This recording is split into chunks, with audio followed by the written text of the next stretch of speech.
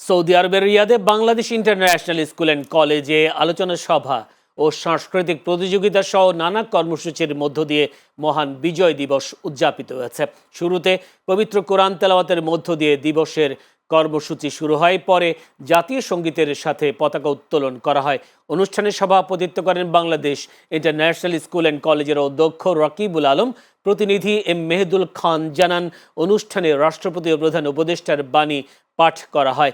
আফনান সুষমার সঞ্চালনায় এই সময় অতিথি হিসেবে উপস্থিত ছিলেন বিওডি চেয়ারম্যান সোয়ার হোসেন, উপাধ্যক্ষ দেলোয়ার হোসেন, একাডেমিক উপাধ্যক্ষ কাউসার মাহমুদ সহ অন্যান্য শিক্ষা অনুরাগীরা। বক্তারা মুক্তিযুদ্ধে প্রাণ উৎসর্গ করা শহীদদের শ্রদ্ধার সঙ্গে স্মরণ করেন।